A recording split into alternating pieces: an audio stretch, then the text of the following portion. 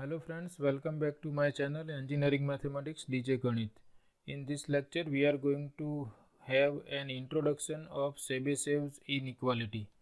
So first we will understand what is this Chebyshev inequality, and we will see two different forms of Chebyshev inequality.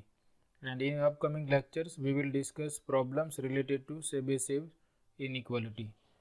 So for Chebyshev inequality, you must be familiar about the random variable. We have made a lecture series on random variables on this channel. So if you are not familiar with random variable, you can watch those lectures first.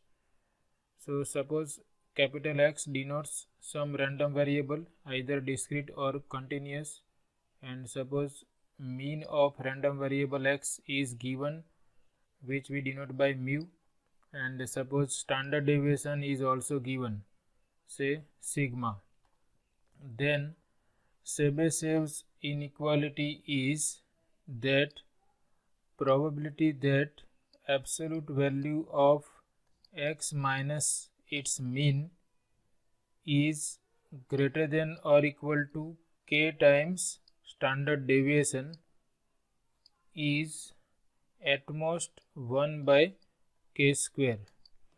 That is, the value of this probability can be at most 1 divided by k square, or the maximum possible value of this probability is 1 by k square.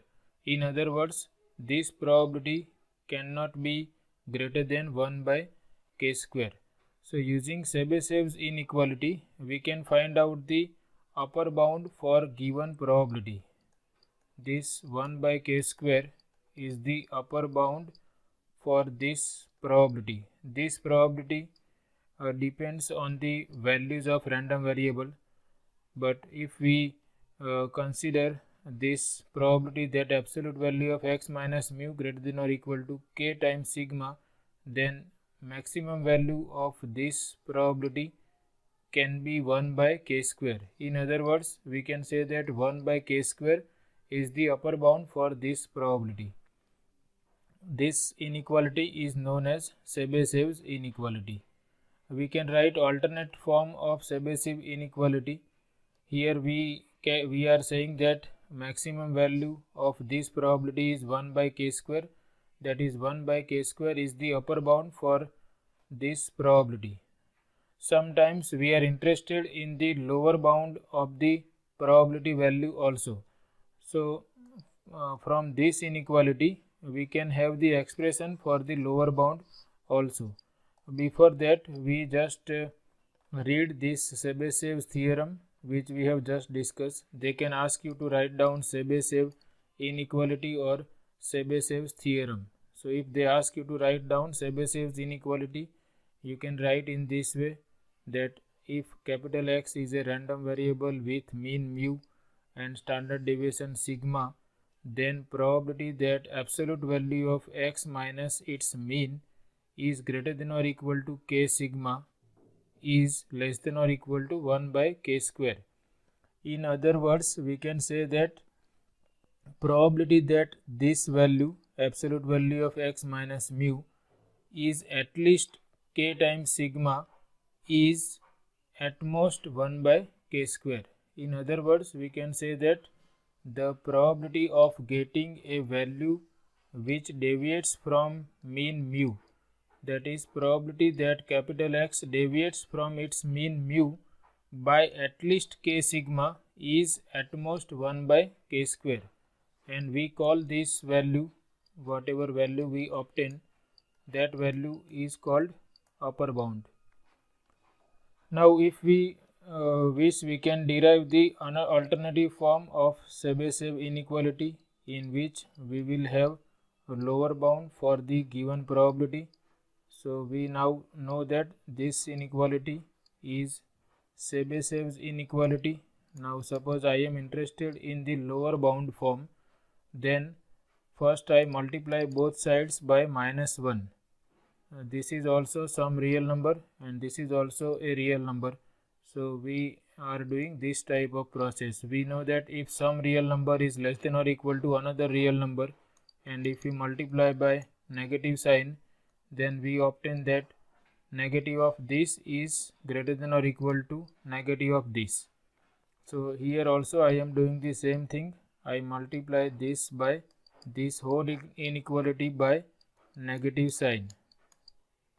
So here this inequality will change and I will obtain minus 1 by k square.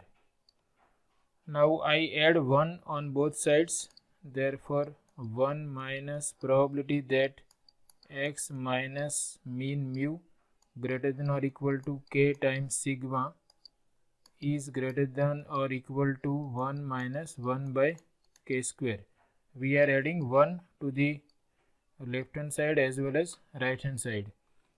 Now if you recall that if we consider these two events, event that x minus mean mu is greater than or equal to k sigma and x minus mean mu is less than k sigma, then these two events are complementary events. Probability that x minus mu greater than or equal to k sigma and probability that x minus mu less than k sigma, these two are complementary events. And if two events are complementary events, then sum of their probabilities is 1. So therefore I can write that probability of event x minus mu less than k sigma is equal to 1 minus probability of its complementary event, which is absolute value of x minus mu is greater than or equal to k sigma. So I can replace this quantity by probability of complementary event of this event, and this is greater than or equal to 1 minus 1 by k square. So here we are using the fact that these two events are complementary events, and you can see now our inequality is in this form, that probability is greater than or equal to some real number. Here it is 1 minus 1 by k square. That is, minimum value of this probability is 1 minus 1 by k square. Therefore the lower bound is 1 minus 1 by k square. So sometimes in the examination they ask you to find out the upper bound as well as lower bound for the given probability. For example, suppose we are having a random variable x with mean mu and standard deviation are given, and they ask you to find out the probability that find the lower bound for say this probability that suppose 10 less than x less than 40. So what is the upper bound or lower bound for this probability? That we can decide using Chebyshev's inequality. So they ask this type of problems.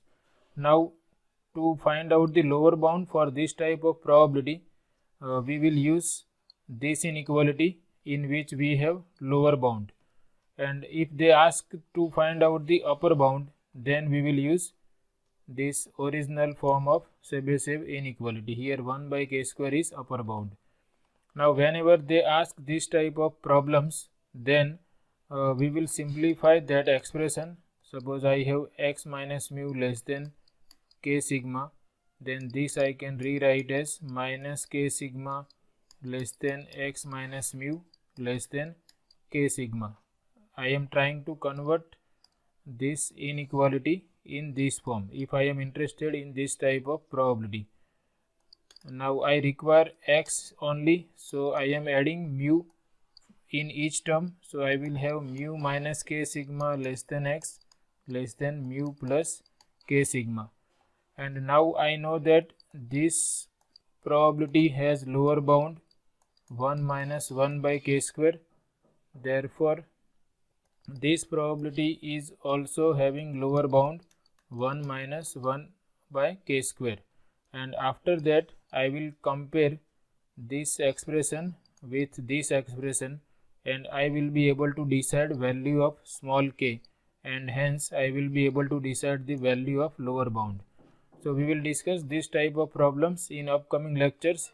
For now, you remember that if you have some probability distribution with mean mu and variance sigma, then probability that absolute value of x minus mu greater than or equal to k sigma is less than or equal to 1 by k square, and alternative form is probability that x minus mu less than k sigma is greater than or equal to 1 minus 1 by k square.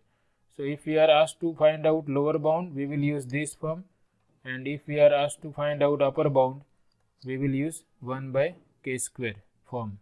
So this is all about this session. I hope you like it. Thanks for